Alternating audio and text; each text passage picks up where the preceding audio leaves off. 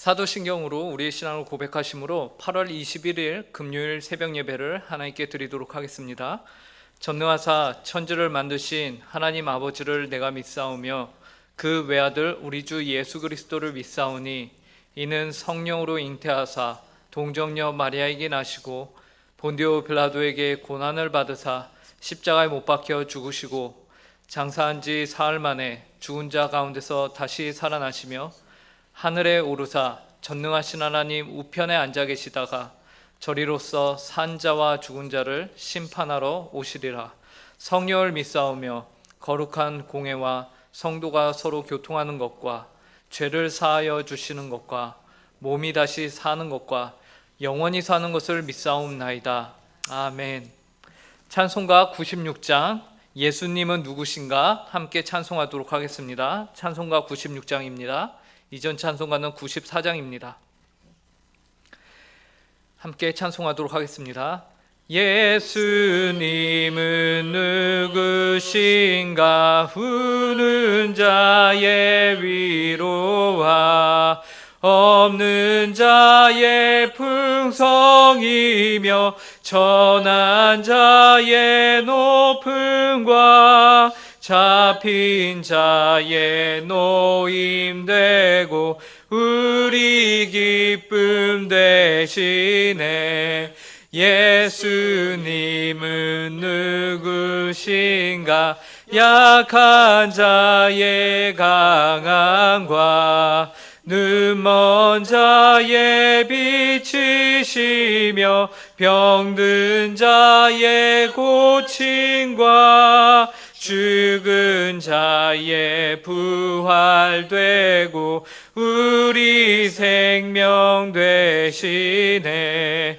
예수님은 누구신가 주한 자의 정함과 죽을 자의 생명이며 죄인들의 중보와 멸망자의 구원되고 우리 평화 되시네. 예수님은 누구신가 온 교회의 머리와 온 세상의 구주시며 모든 왕의 왕이요 심판하실 주님 되고 우리 영광 되시네. 아멘. 함께 기도하도록 하겠습니다. 사랑과 은혜가 풍성하신 하나님 감사합니다. 오늘도 저에게 한날을 허락하여 주시고 주님 앞에 나와 기도함으로 하나님 아버지 하루를 시작하게 하신 감사합니다. 저희가 비록 한자리에 모여서 함께 기도회를 갖지는 못하지만 하나님 아버지 각자의 자리에서 각자의 처소에서 살아계시며 실존하시는 하나님 앞에 저희가 기도하며 하나님 아버지 한 마음과 한 목소리로 주님의 이름을 부릅니다. 또한 하나님 아버지 주님의 귀한 음성에 귀 기울이고자 하나님 이 시간 주님의 말씀을 또 함께 나눕니다. 하나님 아버지 비록 몸은 떨어져 있으나 영으로서 하나 되는 주님의 몸된 교회로 이뤄가게 하시고 또한 하나님 아버지 이 시간 저희가 주님의 말씀을 귀히 여기며 각자에게 하나님께서 주신 이 귀한 하루를 복되게 살아갈 수 있는 기준이 되게 하여 주시옵소서. 감사하며 이 모든 말씀 예수님의 이름으로 기도드립니다. 오늘 저에게 주신 하나님의 말씀은 구약성경 시편 54편 1절부터 7절 말씀입니다. 시편 54편 1절부터 7절 말씀입니다. 제가 가진 성경으로는 구약 841페이지입니다. 하나님의 말씀을 읽도록 하겠습니다. 하나님이여 주의 이름으로 나를 구원하시고 주의 힘으로 나를 변호하소서. 하나님이여 내 기도를 들으시며 내 입의 말에 귀를 기울이소서. 낯선 자들이 일어나 나를 치고 포악한 자들이 나의 생명을 수색하며 하나님을 자기 앞에 두지 아니하였음이니이다. 하나님은 나를 돕는 이시며 주께서는 내 생명을 붙들어 주시는 이시니이다. 주께서는 내 원수에게 악으로 갚으시리니 주의 성실하심으로 그들을 멸하소서. 내가 낙헌제로 주께 제사하리이다. 여호와여 주의 이름에 감사하오리니 주의 이름이 선하심이니이다. 참으로 주께서는 모든 환난에서 나를 건지시고 내 원수가 보응받는 것을 내 눈이 똑똑히 보게 하셨나이다. 아멘. 오늘 우리가 읽은 시편 54편은 다윗이 사울 왕으로부터 쫓김을 당하던 때에 적은 시편입니다. 특별히 사무엘상 23장의 내용과 연관이 있는데요. 당시 다윗은 블레셋으로부터 그일라라는 지역을 구해냅니다. 그런데 그 그일라 지역에서 다윗이 있는 동안 사울 왕에게 어떤 사람이 밀고를 하였습니다. 그러자 다윗은 이스라엘의 최남단인 십광야라는 곳까지 도망을 치게 됩니다. 그 십광야에서 다윗이 그곳에서 마음을 편하게 지냈느냐? 그것도 또한 아닙니다. 왜냐하면 그곳으로 도망을 갔음에도 불구하고 그 십광야에 있던 민족들이 또한 사울에게 충성을 표하면서 다윗이 어디에 있습니다라고 수시로 알려주었기 때문이에요. 그럼에도 불구하고 결국에 다윗이 거의 잡힐 뻔한 상황에서도 하나님은 블레셋이 이스라엘을 쳐들어와서 사울 왕으로 하여금 다윗 찾기를 포기하게 만들고 그로 하여금 다시금 물러가게 하였습니다. 그리하여 다윗을 구원하였던 것이죠. 이러한 긴박한 상황 가운데서 다윗이 하나님께 기도한 내용이 바로 오늘의 시편이에요. 그래서 처음 1절과 2절에서 다윗이 하나님을 향해 부르는 간구의 내용이 나옵니다. 제가 읽겠습니다. 하나님이여 주의 이름으로 나를 구원하시고 주의 힘으로 나를 변호하소서. 하나님이여 내 기도를 들으시며 내 입의 말에 귀를 기울이소서. 다윗은 하나님의 이름을 두 번이나 크게 부르고 있죠. 한 번은 자신을 구원하여 달라고, 하나님이여 주의 이름으로 나를 구원하소서, 그리고 나를 변호하소서라고 부르짖고 있습니다. 그리고 두 번째는 하나님이여 내 기도를 들어달라고, 내 입의 말에 귀를 기울여 달라고 부르짖고 있습니다. 그런데 1절에서 다윗은 단순하게 하나님이 나를 구원하신다라고 말하지 않아요. 다윗은 대신에 주의 이름이 자신을 구원한다라고 고백을 하고 있는 것을 우리가 볼 수 있죠. 여기서 우리는 하나님의 이름이 얼마나 위대한 것인가를 깨닫게 됩니다. 여호와 하나님의 이름은 단순히 우리가 쉽게 생각하며 호명하고 부르는 그러한 이름이 아니에요. 능히 우리를 구원하실 수 있는 하나님의 본성과 성품을 모두 갖추고 있는 이름인 것이죠. 이는 마치 출애굽기에서 하나님이 모세에게 그분 자신을 드러내시면서 모세에게 나는 스스로 있는 자다라고 말씀하셨던 것과 같이, 여호와다라고 말씀하셨던 것과 같이 동일하게 하나님이 어떤 분이신가에 대해서 나타내고 있는 문장인 것입니다. 이스라엘의 구원을 이루어내신 분이셨습니다. 오늘 본문의 다윗도 동일하게 고백을 하고 있는 것이죠. 그 이름이 오늘 나를 구원한다라고 말하고 있는 것이에요. 그래서 다윗은 지금 이러한 하나님의 이름을 의지하여서 주의 이름으로 나를 구원하소서라고 고백하고 있는 것입니다. 또한 다윗은 주의 힘으로 나를 변호하소서라고 간구합니다. 이는 자기 자신을 지키고 변호할 수 있는 힘이 자신에게 없음을 고백하는 것이에요. 여기에서 변호하다라는 것은 자신의 무죄를 증명하여 달라는 것인데, 그런데 무엇을 통해서 자신의 무죄를 증명하냐? 무엇을 통해서 자신을 변호해달라고 하냐? 그것은 자신의 구원과 신변의 안전을 통해서 내가 죄가 없음을 하나님 알게 하여 주십시오라고 증명해달라고, 나를 변호하소서라고 간구하고 있다라는 것이죠. 그리고 이어지는 2절의 간구는 하나님이여 내 기도를 들으시며 내 입의 말에 귀를 기울이소서라는 표현은 1절에서 있었던 그 간구를 더욱더 강하게 요청하고 있다라는 것을 우리가 알게 됩니다. 이처럼 다윗은 주의 이름을 의지하는 신앙을 갖고 있는 자였습니다. 그 신앙을 오늘 시편 54편에서 말하고 있는 것이에요. 그렇다면 도대체 다윗이 어떠한 상황 그리고 어떠한 적들로부터 둘러싸여 있기에 하나님께 간구하고 있는 것일까요? 3절에 그 대답이 나옵니다. 낯선 자들이 일어나 나를 치고 포악한 자들이 나의 생명을 수색하며 하나님을 자기 앞에 두지 아니하였음이니이다. 다윗의 기도가 간절한 이유는 낯선 자들, 그리고 낯선 자들이 다윗을 대항하여 일어나기 때문이었어요. 포악한 자들로도 표현이 되는 이들이 다윗의 생명을 수색한다고 하는데, 여기서 수색한다는 것은 다른 말로 말하면 그의 생명을 취한다라는 것이죠. 곧 현재 다윗에게는 목숨의 경각이 달린 아주 심각한 상황인 것이에요.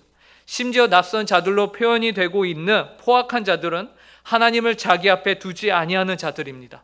만약 그들이 하나님을 자기 앞에 두었다면 다윗을 향해서 그들이 결코 다윗과 대적할 일은 없었을 것이에요. 그러나 이제 그들은 하나님을 무시하고 하나님을 대적하는 것을 일로 여기지도 않는, 큰 일로 여기지도 않는, 그래서 다윗의 생명을 노리고 있는 자들입니다. 그런데 다윗에게는 이처럼 거칠 것이 없어 보이는 어마무시한 낯선 자들 앞에서도요, 이들보다 더 위대한 분이 있다라고 고백을 하는데 그분이 바로 하나님이셨습니다. 4절을 보시면 다윗은 하나님이 어떤 분이시며 누구이신가에 대해서 말하고 있습니다. 하나님은 나를 돕는 이시며 주께서는 내 생명을 붙들어 주시는 이신이이다. 분위기가 반전이 됩니다. 자신의 생명을 수색하는 자들의 위험 가운데서도 다윗은 하나님이 자신을 도와주시는 분이시다라고 그러한 믿음을 가지고 있었습니다. 그러므로 다윗은 하나님만이 자신의 생명을 붙들어 주시는 이십니다라고 고백을 하는 것이에요. 우리는 이러한 다윗의 고백이 단순한 고백이 아닌 이 세상의 진리라는 것을 알아야 합니다. 하나님은 그분의 이름으로 구원을 찾는 자에게 구원이 되시는 분이십니다. 그렇기 때문에 우리가 세상을 살면서 어떠한 위험과 고난과 힘든 역경 가운데서도 그 역경이 찾아오더라도 우리는 결국에는 하나님의 이름의 능력을 믿어야 하는 자들입니다. 그분의 도우심과 그분이 생명의 주관자로 저희를 보살펴 주신다는 사실을 믿어야 한다는 것이죠. 우리의 생명을 붙드시는 분은 오직 하나님 한 분밖에 없음을 우리가 잊어서는 안 됩니다. 그래야 마태복음 10장에 가면 예수님께서 몸은 죽여도 영혼은 능히 죽이지 못하는 자들을 두려워하지 말고 오직 몸과 영혼을 능히 지옥에 멸하실 수 있는 이를 두려워하라 라고 말씀하셨습니다. 이러한 믿음 안에서 다윗은 5절에서 하나님께 다음과 같이 간구합니다. 주께서는 내 원수에게 악으로 갚으시리니 주의 성실하심으로 그들을 멸하소서. 하나님께서는 하나님을 없는 것처럼 여기는 이들을 대항하셔서 그들의 악을 갚아주실 것입니다. 하나님의 성실하심으로 그들을 멸하실 것입니다. 그래야 하나님의 공의를 세우실 것이에요. 비록 이 일이 우리가 원하는 때에 우리가 원하는 방법으로 이루어지는 않을지라도 반드시 이루어집니다. 왜 그럴까요? 다윗은 하나님께 이 일을 위하여서 간구하는데 그분의 성실하심이라는 하나님의 성품을 붙들고 간구하기 때문에 그래요. 하나님의 성실하심으로 일하신다는 것은요, 무슨 일이 있어도 반드시 이루어진다라는 것을 의미해요. 왜냐하면 그것은 하나님의 성품이 걸린 문제이기 때문에 그렇습니다. 이 세상에서 가장 이기기 힘든 상대가 누구인지 아십니까? 포기하지 않는 사람입니다. 절대 성실함으로 똘똘 뭉친 사람을 이길 수가 없어요. 그런데 그 하나님의 성실하심이 성품이 무엇을 말합니까? 원수를 멸하시는 일을 하는데 하나님의 성품이 들어가고 있는 것이요, 그분의 이름에 명예가 걸린 일이기 때문에, 또한 그분의 성실하심으로 하는 일이기 때문에 이 일에는 결코 실패가 없고 반드시 이루어 주실 것입니다. 이 사실을 믿는 주님의 성도들은 그렇다면 무엇을 해야 합니까? 당연히 믿음의 감사의 고백을 드려야 하는 것이지요. 6절에서 우리 성도들이 취해야 하는 일에 대해서 말씀하고 계십니다. 내가 낙헌제로 주께 제사하리이다. 여호와여 주의 이름에 감사하오리니 주의 이름이 선하심이니이다. 시편 기자인 다윗은 이제 하나님께 감사하겠다라고 합니다. 여기에서 감사는 하나님을 찬양하는 것을 의미하죠. 하나님께서 그를 구원하시고 그의 원수들을 심판하시는 일에 대해서 믿음으로 감사를 맹세하는 것이에요. 아직 모든 일들이 이루어진 것도 아니고 여전히 도망자의 신세에 다윗은 있었어요. 그의 주변에서는 계속해서 사울에게 자신의 위치를 알려주는 사람들이 널려 있었습니다. 다윗은 내가 낙헌제로 주께 제사하고 주의 이름을 감사하겠다라고 그 극한 상황 가운데서도 고백하고 있는 것이에요. 그 이유는 주의 이름이 선하시기 때문입니다. 앞에 1절에서 보았듯이 주의 이름은 다윗에게 구원을 이루는 이름입니다. 그 이름에 대한 다윗의 확신은 그 다음 7절에서 절정을 이룹니다. 참으로 주께서는 모든 환난에서 나를 건지시고 내 원수가 보응받는 것을 내 눈이 똑똑히 보게 하셨나이다. 7절이 시작하는 부분에서 한글 성경에는 없지만 히브리 성경에는 있는 단어가 있는데 키라는 단어입니다. 이 단어는 이유를 나타내는 왜냐하면 이라는 뜻을 가지고 있어요. 그러므로 6절에서 다윗이 낙헌제로 감사의 제사를 드리는 그 이유에 대해서 7절에서 보충적으로 말하고 있는 건데요. 그 이유가 무엇입니까? 결국에는 주께서 모든 환난으로부터 자신을 건지시고 원수가 보응받는 것을 내 눈으로 똑똑히 보게 하실 것이다 라는 것이죠. 여기에서 마지막에 다윗이 마치 모든 일이 이루어진 것처럼 과거 완료 시제를 사용하여서요, 볼 것입니다 라는 미래형이 아니라 보게 하셨나이다 라고 말하고 있어요. 이것은 평소에도 하나님이 계속하여서 이 일들을 해오셨다는 것을 의미하고요, 또한 다윗 자신에게 있어서 아주 강한 확신적인 표현의 의미로 사용이 된 것이에요. 이처럼 다윗은 주님의 이름을 철저히 의지하는 자였습니다. 오늘 우리는 시편 54편을 통해서 하나님의 이름의 능력을 보게 됩니다. 그 이름은 구원하시는 이름이요, 우리를 둘러싼 어떠한 어려움 가운데서도 결국에는 의로운 심판을 행하시는 이름이십니다. 시편 저자인 다윗은 그 이름의 능력을 의지하였고 그 이름의 성품을 의지하였습니다. 그 성품의 주인이신 하나님을 바라보았습니다. 그리고 성경 역사를 통해서 그 이름의 능력이 다윗의 일생 가운데서 어떻게 성취가 되었는지 우리는 또한 잘 알고 있습니다. 바라기는 오늘을 사는 저와 여러분 또한 어떠한 어려움이 있더라도 자신의 이름을 위하여 일하시는 하나님의 편에 서시는 모든 성도님들 되시길 간절히 바랍니다. 그리하여 여호와 하나님의 이름이 성도님들의 삶 가운데서 구원을 행하시는 역사를 직접 목도하며 하나님께 감사와 찬송을 올려드리는 모든 성도님들의 삶이 되길 간절히 바랍니다. 함께 기도하겠습니다.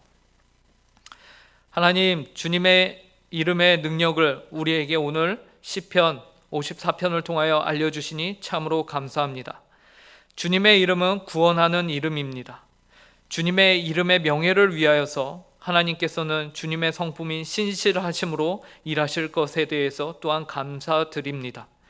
저희의 삶이 아무리 힘들고 어렵고 억울한 상황 속에 있을지라도 늘 주님의 이름을 부르며 승리하는 모든 성도들이 되게 하여 주시옵소서.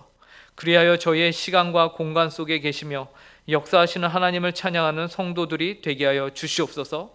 감사하며 오늘 하루를 허락하신 하나님께 영광을 돌리길 간절히 구하며 이 모든 말씀 예수님의 이름으로 기도합니다. 아멘. 하늘에 계신 우리 아버지여, 이름이 거룩히 여김을 받으시오며 나라에 임하옵시며 뜻이 하늘에서 이룬 것 같이 땅에서도 이루어지이다. 오늘날 우리에게 일용할 양식을 주옵시고 우리가 우리에게 죄 지은 자를 사하여 준 것 같이 우리 죄를 사하여 주옵시고 우리를 시험에 들게 하지 마옵시고 다만 악에서 구하옵소서. 대개 나라와 권세와 영광이 아버지께 영원히 있사옵나이다. 아멘.